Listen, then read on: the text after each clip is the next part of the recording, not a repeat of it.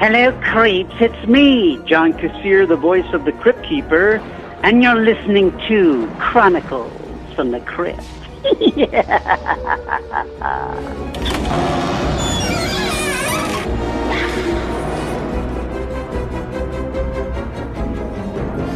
Hello there, I'm Casualty Chris. And this is Father Malone. We're the hosts of Chronicles from the Crypt, a twice-a-month look at the horror anthology series Tales from the Crypt that aired from 1989 to 1996. Now, on each of our podcasts, we do 2 episodes of Tales from the Crypt, except for today, which they gave us an uneven number of episodes this season, season 5. So instead, we're just doing 1, really. But in between seasons, we tend to do bonus episodes about Tales ephemera, and we've certainly got one of those on deck. We sure do. So like Father Malone said, we're going to talk about the final episode of season 5, Till Death Do We Part, and then we're going to do a little season wrap-up, because again, this season had an uneven number of episodes, and then we're going to transition right into this kind of wrap-up bonus episode. We're going to talk about 1996's Bordello of Blood.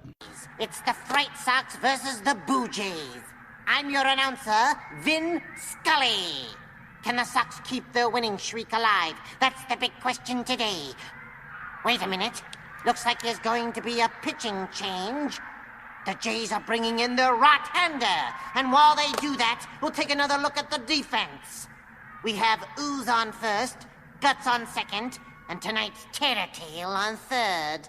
It concerns a young lady who's pretty fond of diamonds herself and doesn't mind a little squeeze play to get 'em. I call it Till Death Do We Part. So Till Death Do We Part aired December 8th, 1993. It is directed by W. Peter Iliff, written by W. Peter Iliff. Stars Kate Vernon, John Stamos, Robert Picardo, and Frank Stallone. I do have a question for you, Father Malone, before we start talking about this episode.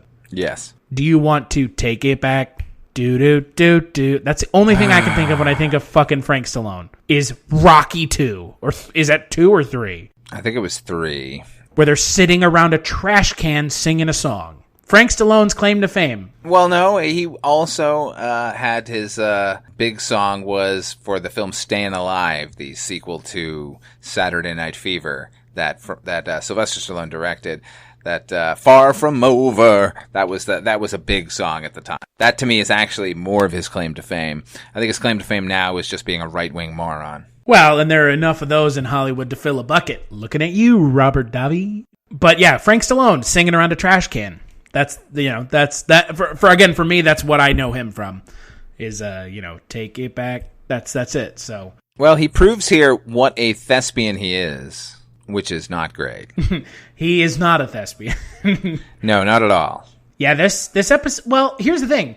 So I actually don't mind this episode, because I think the ending is so brutal. It's a little incident at Owl Creek, or occurrence at Owl Creek, like this right? is like it's 100% occurrence at the EC Creek Bridge. Yeah. Yeah, right. Like it's a pretty much straight up copy of that scenario. I mean, the end of the episode is, but it has that lead up to it as well. But it's a pretty brutal episode with the ending for sure. The ending almost saves it. Does it? No, because we've sat through 20 some odd minutes of what they decided we were going to watch. Now, I think with each of these episodes, we tend to tell you a little bit about where it came from. In this particular case, this was based on not Tales from the Crypt, but Haunt of Fear. This was Haunt of Fear number 12, written by Bill Gaines and Al Feldstein, and drawn by the amazing Joe Orlando. Joe Orlando was a fantastic artist. He worked for EC during the 50s until the Comics Code shut them down. Back in the 60s, when the Comics Code kind of relented a little bit, he was a story editor on Creepy magazine,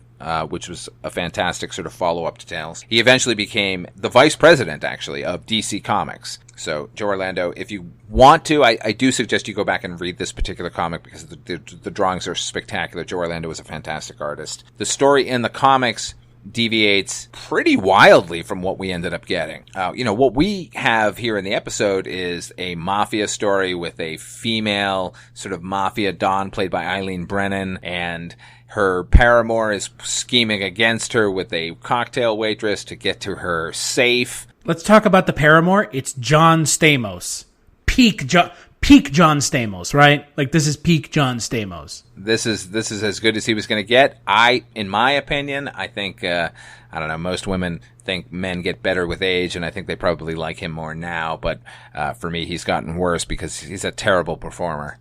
Well, I'm not talking about his attractiveness, because I mean, again, I think you're right in the latter, but yeah, with the former, like, he's not a great actor, and that's fine. You don't have to be. Like, sometimes you don't have to be a great actor. You just have to be a good enough actor. Absolutely. If you can hit your marks and say your lines and not embarrass yourself, then hey, you made it as an actor. But I do want to reiterate that in the comic book, the story that we get is two guys robbing a safe. They've plotted out when the night watchman is going to show up, and it's just this tense thing between these two guys trying to get the safe open before they get discovered by the night watchman. They get the safe open, they get them this like $30,000 or something. The night watchman shows up inexplicably, they ended up clubbing him to death.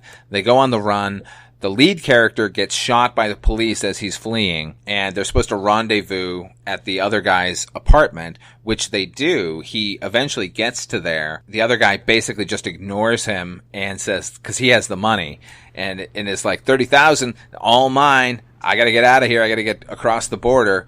And the other guy's like, well, you got to help me. I'm shot. And the guy's completely ignoring him. He leaves. The one who was shot goes to follow him, like, gets down to the street, sees his friend has now been shot by the police, but also sees his own body, because while he was fleeing, he was shot and killed. He's now a ghost and had no concept that he was already dead. Another trope. Yeah, it definitely is another trope, but it's a trope that I think in the 50s probably was not so common. To me, was much more effective than what we got, only because I agree with you. I think when the final twist is revealed and this girl has just been imagining this entire scenario, it is a bit of a gut punch. Well, yeah, because it's a close up of her face, and you see essentially the bullet exit the front of her forehead. It's rough. It really is. It's very effective, and kudos, Peter Ilope, I guess. But similarly, or at the same time, maybe. Everything that comes before is so fucking annoying that I can't give it a pass just because they were able to sort of shock me at the end. Like, yeah, the twist is important in a lot of the Tales from the Crypt episodes. That's what we're trying to, like, get to. And if you pull it off, good for you. But there are episodes where the twist doesn't really come across, and I enjoyed the episode anyway because everything up until then was interesting. Everything here is just very generic and boring. Yeah, just like every like sort of poor mafia trait is on display. All the dialogue is terrible. Eileen Brennan, who is an actress that I love as a comedic actress, I think she's extremely funny, seems wildly miscast here. I don't mean to speak ill of her because I love her so much, but it seems as if every time she opens her mouth, she's trying to remember the dialogue. Did you get that idea? No, I got the idea that they cast her because she's an older woman, and that just feels just about as bad. It's not a good performance. You know, look, what we do have in this episode is Robert Picardo, an unsung hero of the character actor realm, and he's really good in it, and funny, and kind of self-effacing. But he's always good. Robert Picardo is good. Shocking, said no one, right? You can go watch him, like, slathered in makeup as Meg Mucklebones in Ridley Scott's Legend for, like, literally 3 minutes and enjoy yourself more than having to sit through this fucking thing. Or as a security guard in the superior Gremlins film, Gremlins 2, The New Batch. Absolutely. He's great as that as security there. Look, he's in, like, The Burbs. He's in The Burbs. He's one of the garbage men with Dick Miller for 10 seconds. And he's fucking hilarious in that. Like, literally any other venue that he showed up in to perform, I would recommend over this episode. Well, and there's a reason his character on Voyager is so well remembered. Oh, the Doctor, yeah. Oh, he's spectacular. It was the best thing in it. And is that because of him or the character? I think it's because of him. And maybe a combination of the both, but he certainly lived in that character and gave us something to appreciate, and which is what he always does. Yeah, he's the best part of this episode. I kind of feel bad for John Stamos in a way. He's pretty much given nothing to do. No, he's just kind of there to be the pretty boy, which is what we kind of expected of him. So they don't really give him much to chew on, but maybe that's for the best because he ain't going to be chewing very well. Yeah, and then again, like the ending, I think to your point, the ending does not redeem the episode. It just doesn't. It doesn't, and it can't, because the episode is just so trope heavy with these like generic mobster kind of set pieces that like, oh, who cares? Like. And then, once we're into the fantasy element of it, where they come back to grab all of the money from the mafia-controlled hideout, the sort of, like, subliterate John Woo bullshit we get. Because, at the time, this is 93, there was nothing more interesting or pervasive than John Woo gunfights. So they tried to give us that, except it is so poorly staged and was just so ridiculous. Like, the entire time I'm like going, oh, so now she's a gunfighter? This fucking cocktail cringy. Waitress? Yeah, it's really bad. Like, it pays off a little bit in that, like, when she's dressing down Eileen Brennan with all of this sort of stagey bullshit, like tit for tat kind of dialogue, like, at the time I'm watching, I'm just like, oh my God, really? And now she's going to say this because it was said to her, and now she's going to do this because it was done to her. And she does all of that, and it makes a little more sense once you realize that this is her about to die, and like she's fantasizing it. But it doesn't make it any less skillful. Yeah. Again, and I do feel bad for some of the people in this episode because it, like, to your point, it feels like they've been given nothing to do. Yeah, I mean... And then they're asked to do ridiculous nonsense at the end. And, like, other than the twist that we get at the end, why is this even a Tales from the Crypt episode, honestly? Another love triangle. Yeah, another love triangle, another just like, well, if the irony is bitter enough at the end, then it qualifies. Well, guess what? It doesn't. It wasn't even a Tales from the Crypt episode. This was a Haunt of Fear. I got to point out the other thing about this being adapted from Haunt of Fear. Now, this was from Haunt of Fear number 12, which also contained Dead Man's Chest and What's Cooking. And the other story filling it out was Poetic Justice, which we saw adapted for the original Tales from the Crypt film from the early 1970s. Which they never bothered to get around making. It's so kind of crazy that clearly this issue was sitting around the writer's room, and they decided to adapt everything out of it, except the only one that would have been, like, ranking in the greatness of something like The Man Who Was Death. Well, two of the four stories in that book are great. And you picked this one?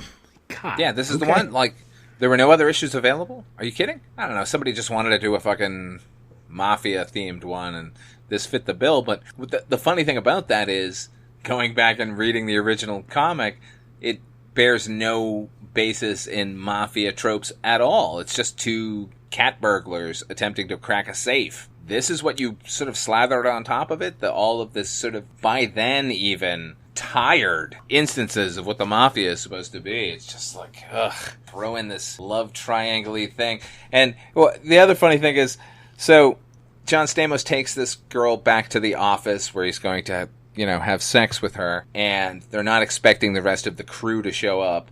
And once they do, the girl hides in the closet and then basically just stands in the closet doorway. She doesn't try to hide herself at all. I was just like, well, you know what? Good. I hope you die. Kind of dumb.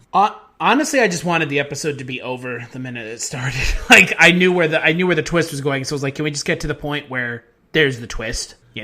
Yeah, it's the whole episode is geared towards that twist. Everything else is uninteresting at best. I cannot recommend this at all. There's no twist that could redeem everything we have to, that we're saddled with coming up to it. It's just the most boring tropes imaginable. Right down to those guys come into the office, like when they have to hide, the girl has to hide, and John Stamos has to pretend that he wasn't in there with a girl, he was just doing books or something. They're there to, like, negotiate with this guy who had always used Eileen Brennan's husband to fence his jewels, the diamonds that he's trying to sell. And, like, the entire time, all he's doing is railing against the fact that there's a woman in charge. If you're in a room surrounded by a bunch of goons and a powerful woman, and you know what you're going to say can affect your potential lifespan, are you going to make fun of women and her specifically? Like, it's just so dumb. I get where they were trying to come from, like contrasting the old school for the new, but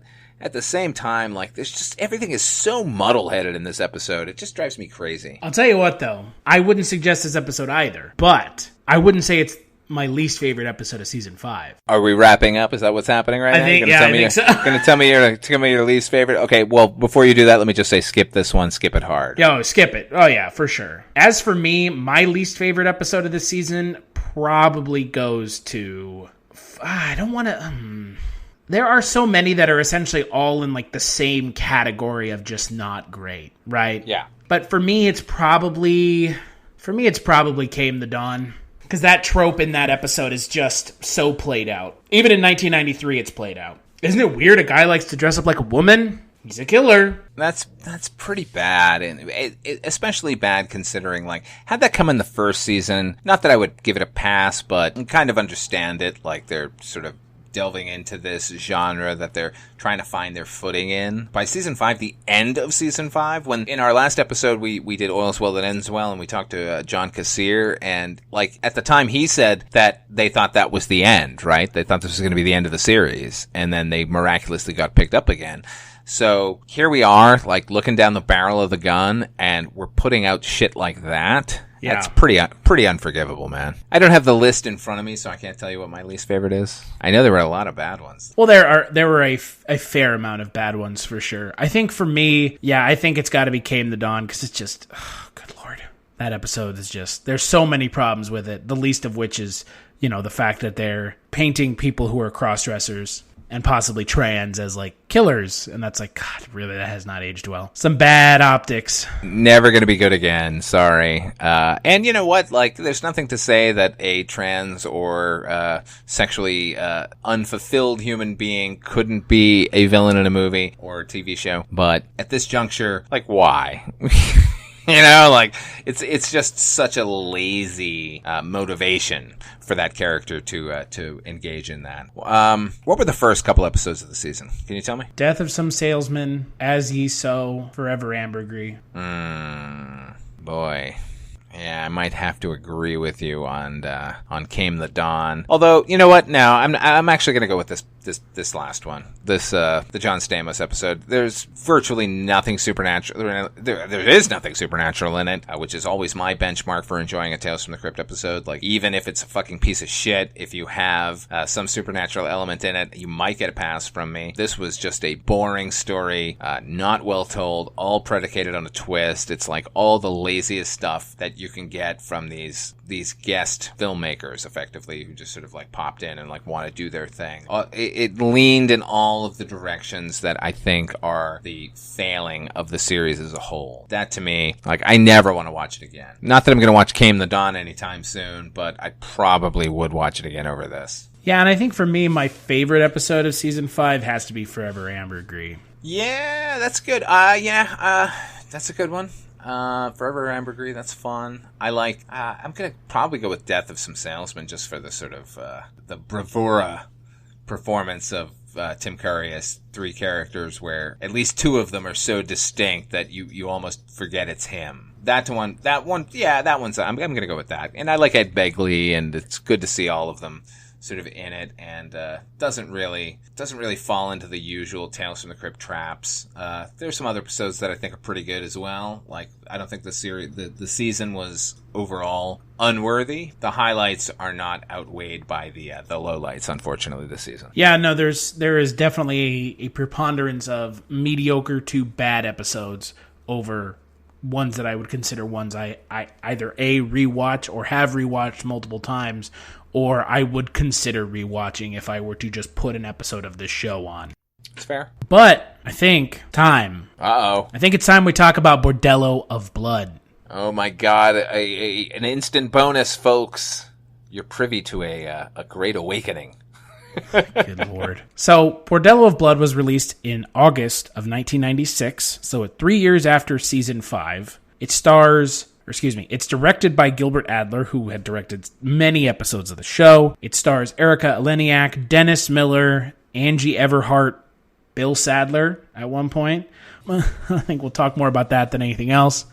Aubrey Morris, Phil Fondacaro, a lot of people that have already actually been in the show. Yeah, they seem to be leaning into their stock players here. Right. And the movie focuses on Dennis Miller, who plays a private investigator who's trying to find Erica Eleniak's brother, played by Corey Feldman. And he disappears at a vampire bordello. Wow, where can we even begin with Bordello of Blood? Let's begin at the beginning. I didn't dislike it. Oh, yes, you did. No, I didn't. It wasn't that bad. I'm not saying it's great, but I am saying that it wasn't as bad as I remember it being. You know what? I'll echo that a little bit. I remember detesting it when I first saw it, and a lot of that has to do with the snarky persona of Dennis Miller, which has not flagged over the years, but at the same time, I didn't think it was as over the top as far as his performance goes as I had remembered. I still don't like it. On the one hand, I want to scratch my head and go, why did you do this? And then on the other hand, I think this is written by Robert Zemeckis and Bob Gale originally, with a heavy rewrite. But back in the early 1970s, Bob Zemeckis and Bob Gale, who went on to do the Back to the Future movies and 1941 and I Want to Hold Your Hand, they got out of USC Film School and wrote a couple of scripts that got a lot of play in Hollywood, but never got made. They wrote a script called Tank, which is not to be confused with the James Garner C. Thomas Howell movie of the mid-1980s. It was a whole separate property. The other script they wrote was Bordello of Blood. They thought, quite rightly so, that, horror always sells. I think their first gig professionally was on a show that you and I both love called Kolchak the Night Stalker. True. Yeah, they wrote an episode called Chopper, which is not great because of the limitations of the practical effects, but it's a pretty good script, and it's not embarrassing to watch. Kind of weird that series produced these guys and David Chase, who went on to create The Sopranos. Isn't that weird? Yeah, it's kind of weird considering how neither of their episodes of the show on Kolchak are very good. No, and they don't in any way portend what those guys were eventually capable of. Although David Chase did write a Mafia-themed episode. But anyway, so those guys wrote those scripts, and as I said, they got a lot of play, so it opened a lot of doors for them, including with the case of the Bobs, as I think most people know them, Bob Zemeckis and Bob Gale. It got them entree with John Milius, who liked the scripts but had no interest in producing them, ended up hiring them to write 1941.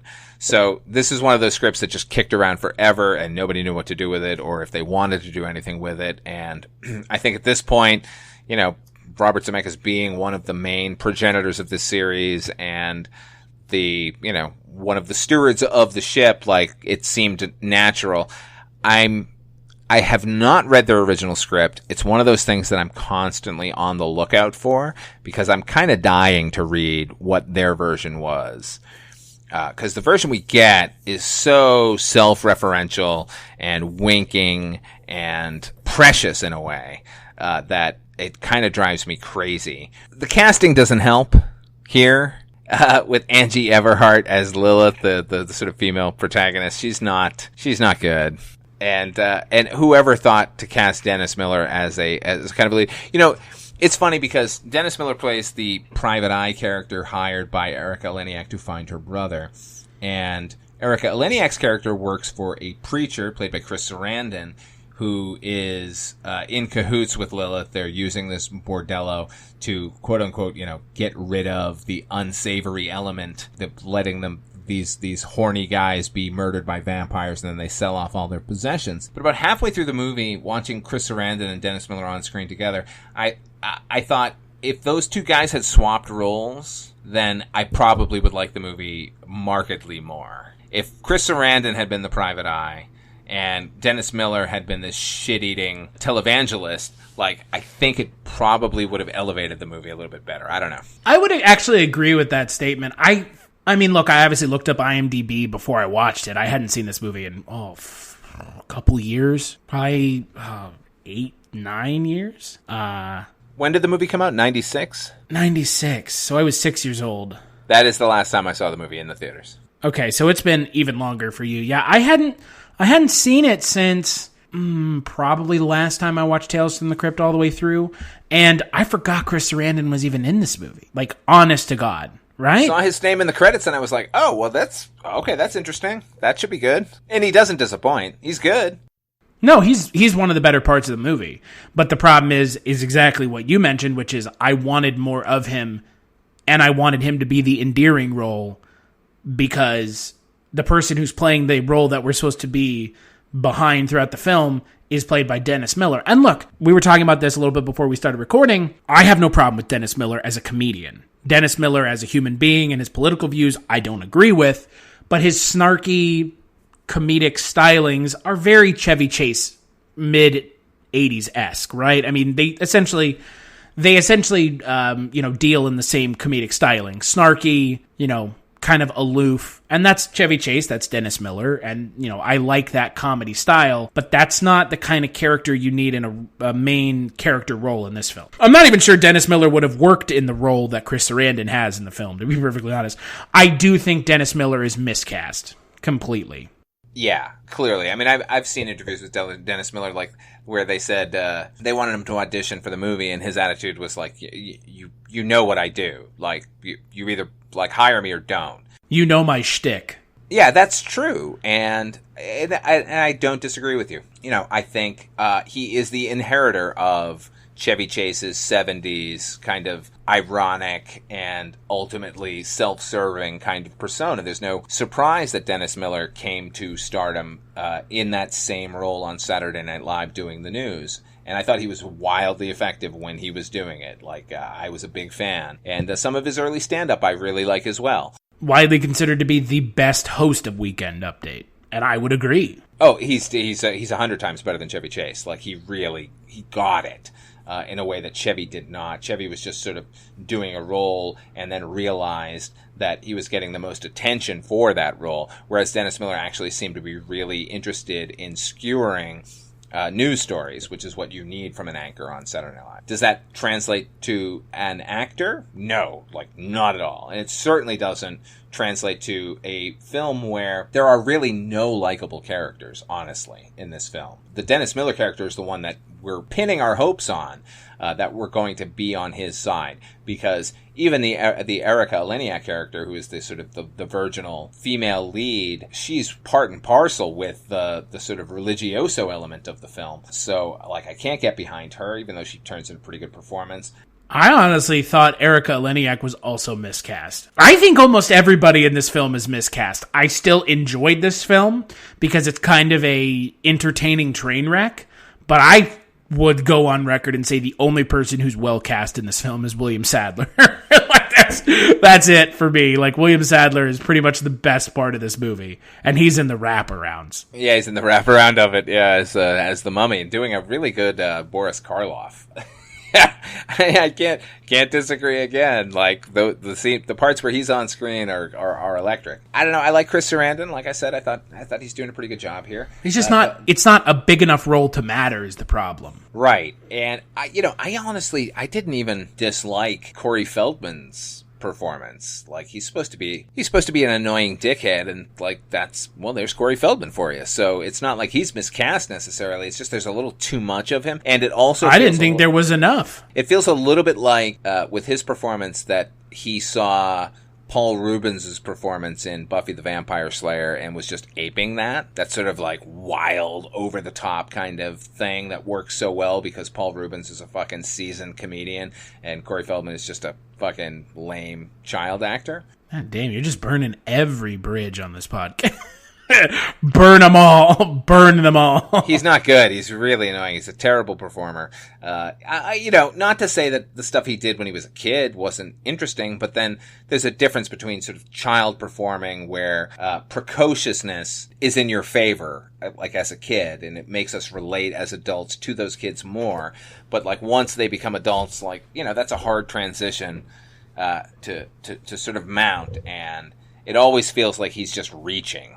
He just wants to be loved. It's the level of desperation that you get from a lot of child actors, which he has in spades. I don't know. I don't know. There's so much dumb in this movie. Let me say some things that I liked. We didn't mention Angie Everhart because I think she's just... Oh, she's garbage. Oh, she is... I have not seen her in anything else, and I would like to keep it that way. If you are intended to be the Billy Zane of this film... Yeah, then you need to get a Billy Zane. Exactly. Thank you for saying it for me. I left a pause just for you so you can say it for me, because you need someone who's charismatic and understands what needs to go into a lead villain in a comedy horror film. And she played it straight the entire time. It is an underwritten role, and in a case like that, you need somebody who's so charismatic that you don't care. And she just does not have the chops. She's a model, and she comes off as a model here. It's so funny that, like, this movie came out, a script that had been kicking around forever, came out the same year as another script with effectively the exact same plot, which had also been kicking around for at least a little while, and that was From Dusk Till Dawn. But with From Dusk Till Dawn, you have a completely underwritten lead female villain in Satanica Pandemonium, played by Salma Hayek, and she's... Oh, come on. You're not going to give it the Cheech Marin Satanico Pandemonium! Oh, man. But, look, I mean, just look at the dichotomy there of Angie Everhart versus Salma Hayek. Imagine if Salma Hayek was in this role, we would not be complaining right now. No, I agree. I think, you have Angie Everhart on screen across from three actors sometimes, Dennis Miller, Chris Sarandon, Erica Eleniak, three people who I have already said were miscast, and she is just completely outclassed. It's like embarrassingly so. Yeah, if Dennis Miller is acting circles around you, then you're just not an actor. He's not an actor. I think even he would cop to that. Like, he just is who he is. He's just doing his thing. He's a comedian. I don't think of Dennis Miller as an actor. I think of him as a comedian. Right, but that doesn't mean that there aren't comedians out there who aren't good actors. No, but he, in my mind, never made the transition to actor. Not in a substantive way. It was just a gig to him, and clearly, I'm sure you read what I read.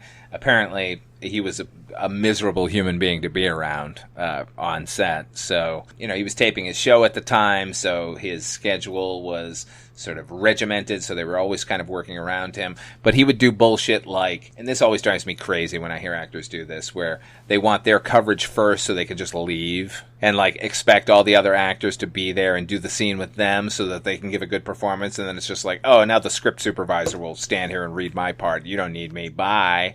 Like, such a fucking selfish bullshit thing to do. Yeah, I mean, I get it. But, also at the same time, to his point, like, if he's so busy, he should never have taken the role. Yeah. Like, what are you doing? Right? Like, yeah, exactly. Like, he's skeptical from the get-go, and yet at the same time is willing to take a job that another sort of working, decent actor could have played. And if we had a decent actor in here, I might like the movie a little bit better. Unfortunately, we get him. Well, and again, let's contrast this with a film that we both had our, quibbles with, which is Demon Knight. And, the lead in Demon Knight was Bill Sadler. Yeah. And then you contrast it with this film, where it's the lead in this film is Dennis Miller. One of these things is not like the other. One of these things isn't even an actor. And you're asking them to be the lead of your film. I know a lot of times, because we tend to review 2 episodes per podcast, we end up maybe sometimes unfairly contrasting the two. I'm going to do that again here, is my point, which... when you put this movie up against Demon Knight, which is a movie I don't like, honestly, but if you put them both in front of me and say, which are you going to watch? I'm going to watch Demon Knight. At least it takes itself seriously. At least, whatever world, no matter how poorly constructed it ended up, in my estimation, being, it wasn't for lack of trying. Here, it just seems like it's just a big old wink the entire time. It's if there's a lame joke that they can pander to, then they fucking go for it. Everything out of Angie Everhart's mouth is just sort of some lame pun.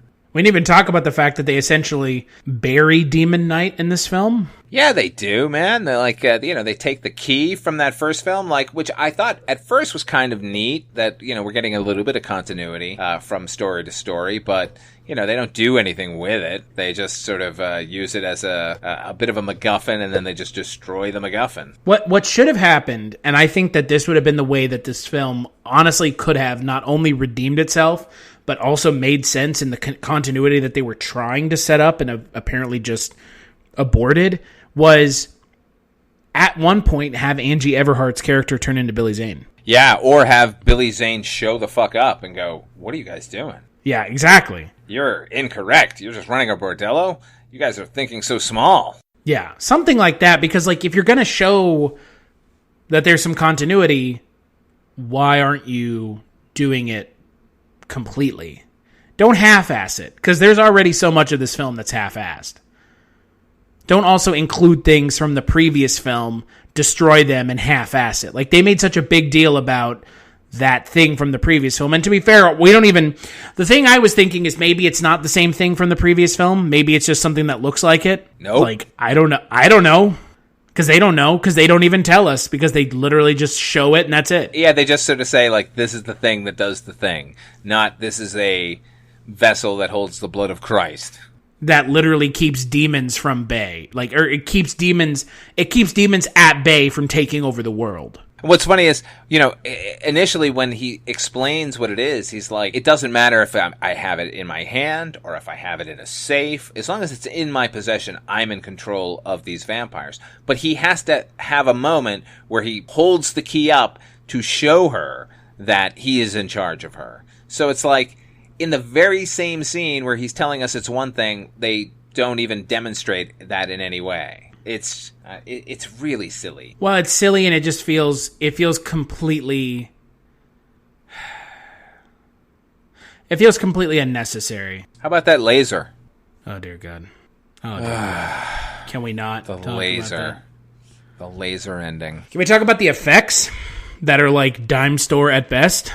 At best, man. Like, it's a bummer. Slapping some like not so great fangs on all these girls. By the way, can I just say, as a human male living in the 21st century now, that I'm glad that bad boob jobs are no longer a thing. You know, I don't have a problem with a woman augmenting herself and making her breasts bigger, but it just seemed like there was a time when they all looked exactly the same, just fake. They all just screamed fake, and every single one of them on display here in this movie is like the bottom of the barrel as far as that goes. Like, you know, it plays into the whole rest of the film. It's like, we're just gonna give you the lowest common denominator. Like, you like big boobs? Well, here they are. You know, like, they're old and gross and, you know, clearly just silicone bags stuffed into a woman, but here they are. You want jokes? Here they are. They're the lamest jokes you're ever going to hear. Is before we even get them out of our mouths, you're already saying them in your mind. Like, all the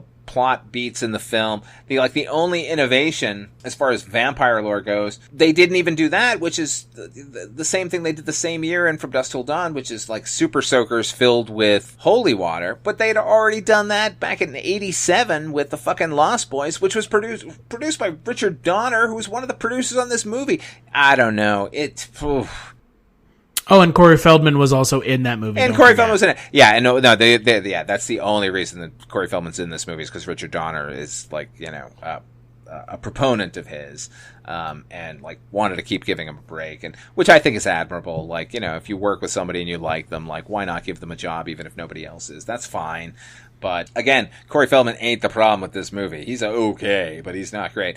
Plus, there's scenes in this movie where, you know, just as far as defying logic goes, they've got this fucking bordello, right? And, you know, all these creepy, horny guys, and they're just killing them and taking their possessions and everything, which, aside of being short-sighted, as a Billy Zane demon would have pointed out, like, they have a moment where, like, a vampire and Lilith are talking about the blood that Dennis Miller has, and they bring up this point that it's like the most delicious blood ever. We need to get him, and we need to drain him and make him die slowly, because that's the best blood. So here's a plot point that never ends up paying off. But so Angie Everhart goes to confront him at his office, which happens to be an abandoned movie theater, which is actually something I liked. So she confronts him, and clearly he, like, pulls a gun on her, but that's not going to do any good, and she could just take him apart if she wants to. The Erica Eleniak character walks in, and then suddenly Lilith doesn't do anything. She's just like, oh no, we're being interrupted. I can't show what I'm capable of. Like, why? Am I quibbling? I'm probably quibbling. But at the same time, like, don't set up something and then just piss it away, which is what this whole movie is. It's all set up and just pissing the rest of it away. I don't know. No, I completely agree. I mean, that they try to do a poor man's version of the dream sequence from Demon Knight. And it's like, oh, wow, like, why? Oh, what kind of a girl do you want? Because I can be any of those. Look, I'm a cheerleader. Look, I'm Marilyn Monroe. Look, I'm America Eleniak.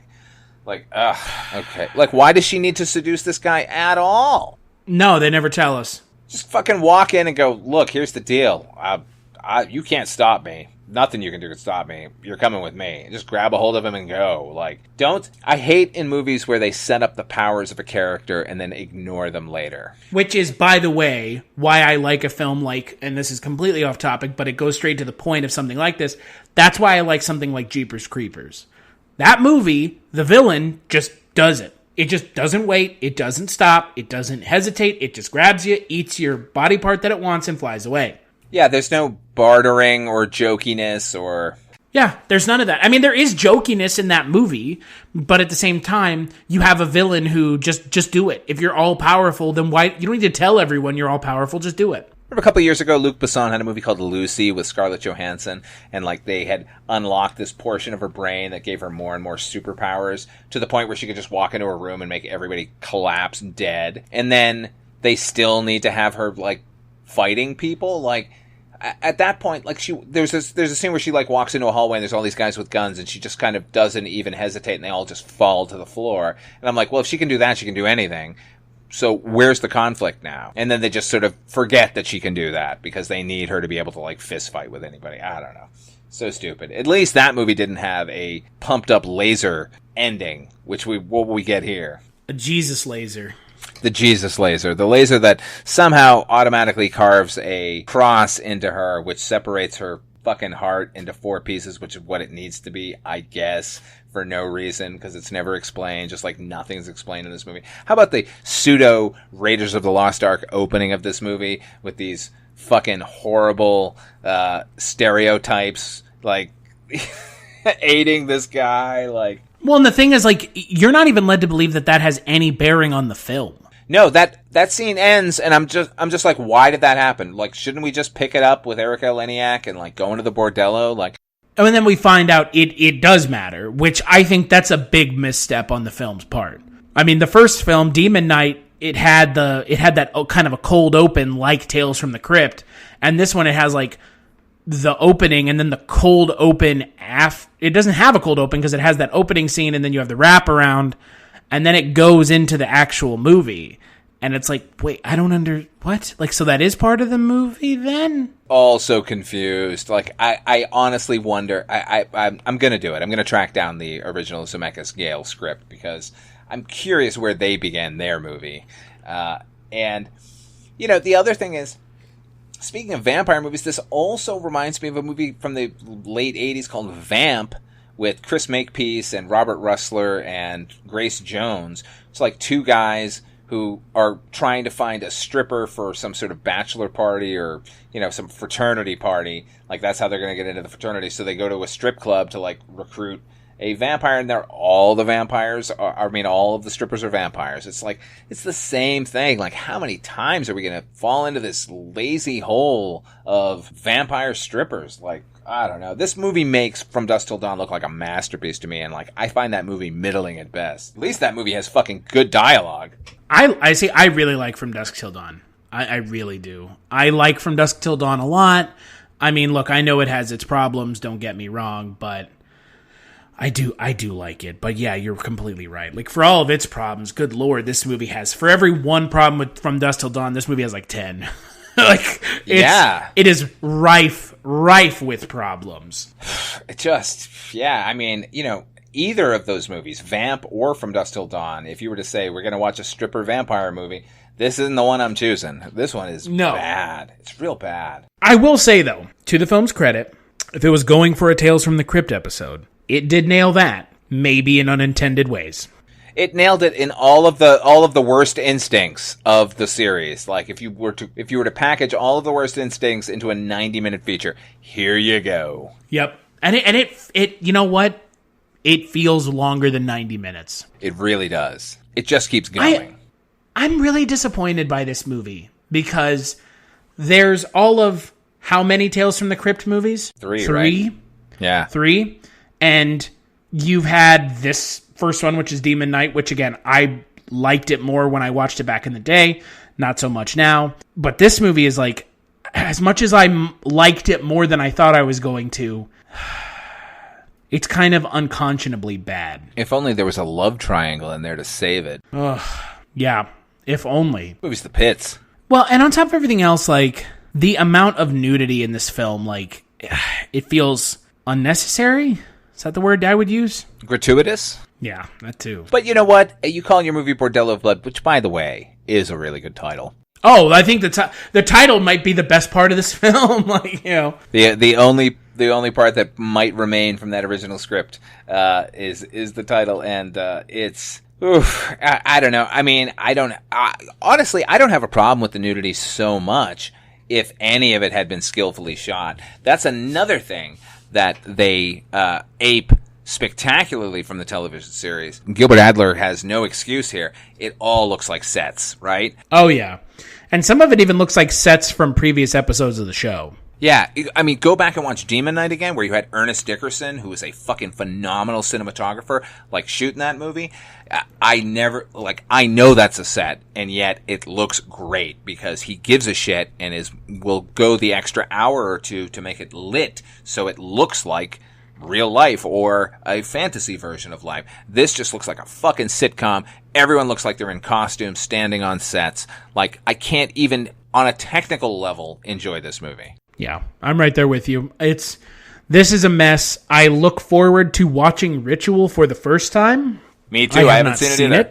Yeah, it's one of those movies where, like, I think if you're a Tales from the Crypt fan and you've seen Bordello of Blood and Demon Knight, it's understandable that you haven't seen Ritual. It didn't get a theatrical release. It was straight to DVD. It also has the unfortunate distinction of being a Tales from the Crypt movie that came out, like, way after the show's run. I mean, I know this came out, near the end of the show's run. This came out in 96. But Ritual came out in, like, oh God, like, the early 2000s. Which, you know, I mean, look, again, like, I don't know how much stock we put in Tales from the Crypt anymore. It's unfortunate that Tales from the Crypt seems to have been forgotten by the studio that aired it. But, you know, when you have a movie coming out 6 years after the show is off and the show has seemingly left the public mind, it can't be good.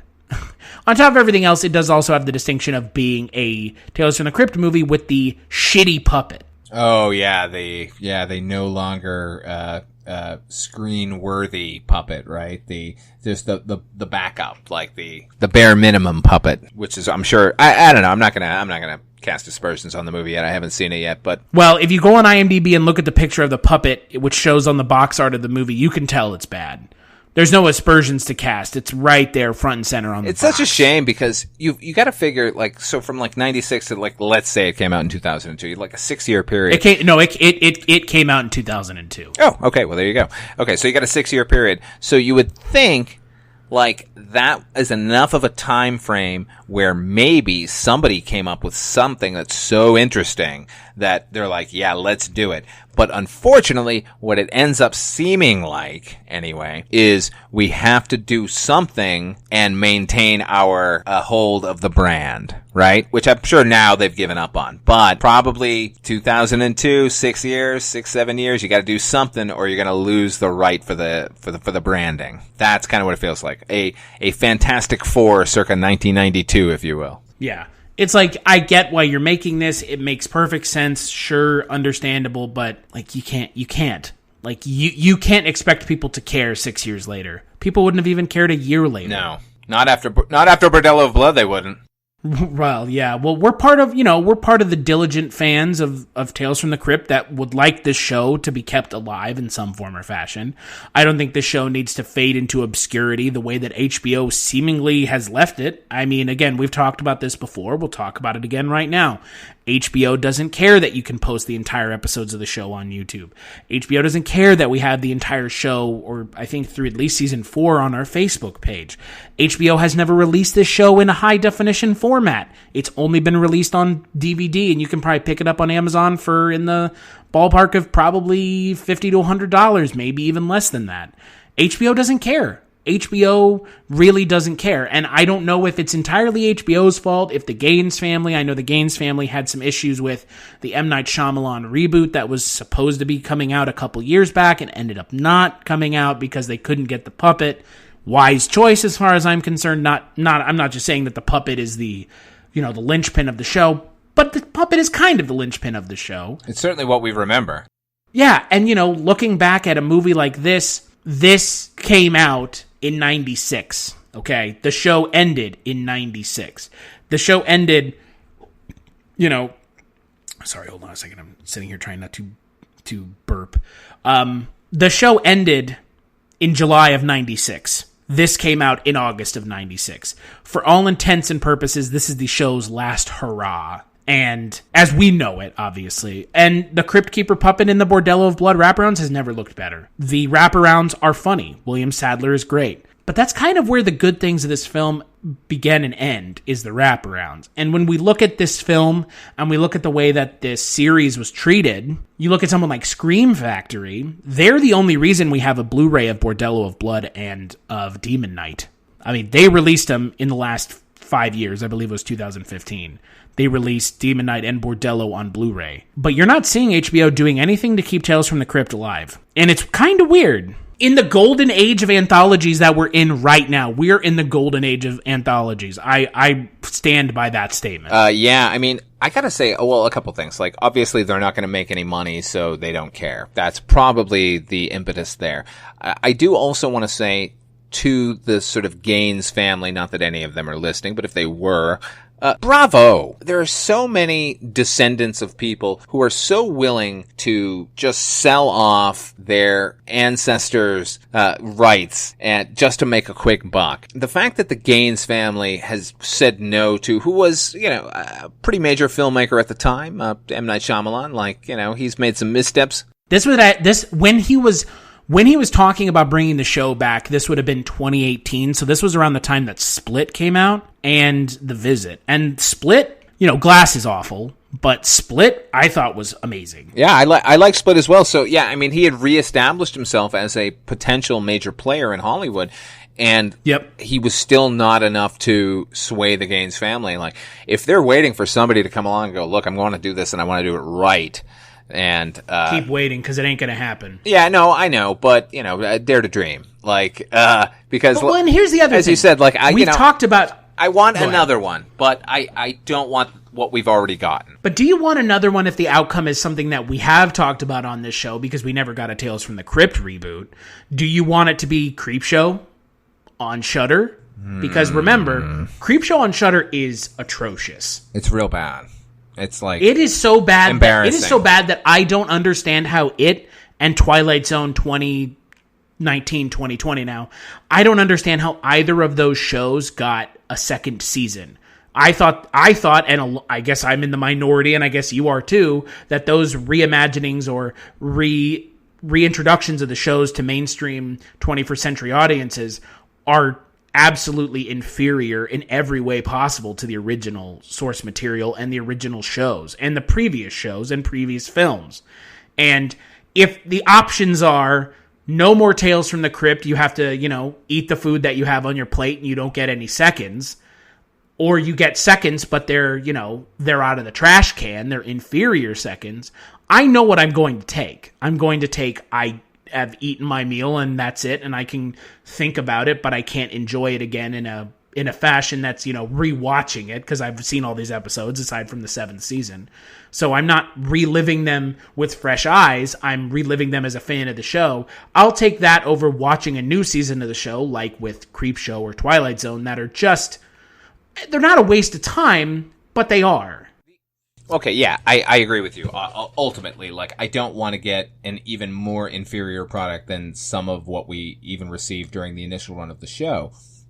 The only difference between something like the Creepshow redo or the Twilight Zone redo are that there are still a wealth of interesting, unadapted stories in the EC Comics canon that they could really use and revitalize and make better than what we've previously gotten.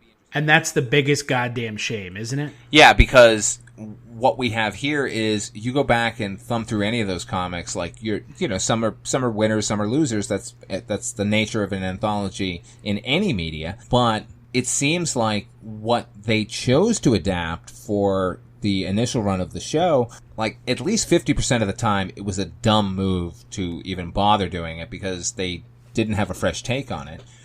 And there are so many better stories that are still in there. And I know they're there because I've read the fucking comics. The fact is, as I mentioned in the previous episode we were doing, the Till Death Do We Part, like that issue of the comic, The Haunt of Fear number 12, has poetic justice in it, which had previously adapted in a film. It is heartbreaking. It's really good. And the fact that... in 7 seasons of a show with a minimum of like 10 episodes per season, nobody thought, let's do that and break some fucking hearts. No, let's go for the same lame love triangles or lame jokes or, this doesn't really matter. I don't know. I know I've said this before when we've wrapped up a season, but it never feels like, with a few exceptions, it never feels like people are coming at this genre from a place of love.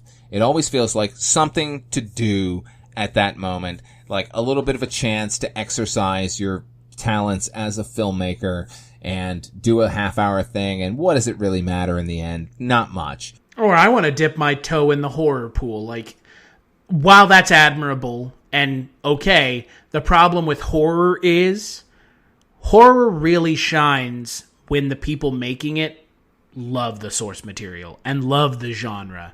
Love the genre. And it's very clear that Donner and them don't, and Bob Gale and Zemeckis, like Bob Gale just drives me insane because he's a clown who has alienated many people in Hollywood by his actions that he won't take credit for. And then he sits and complains about things like in the edited version of Back to the Future 2 airing on Netflix. Get over yourself, dude. Yeah. Come on. You've written all of several things that matter and a whole bunch of stuff that everybody looks back on, Bordello of Blood included, and go, man, it's not good. No, I mean, I would think, at least from what I've seen, like, Robert Zemeckis at least has some passing love of horror.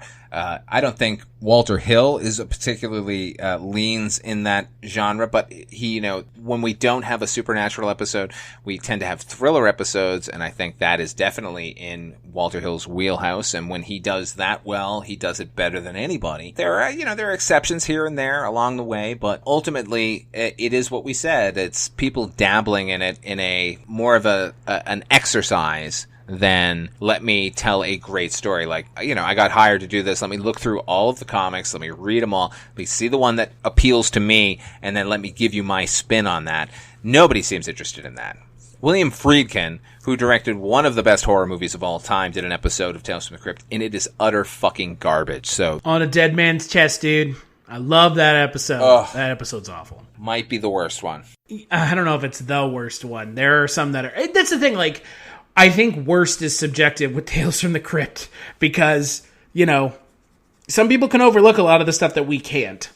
There are people of this show that are like diehard fans that will tell us that, we're completely nuts being critical of the show. Sure. And my response to that is like, it's still television. It's still art. It's, you can, we're not sitting here bashing it. We're giving constructive criticism because we love the show.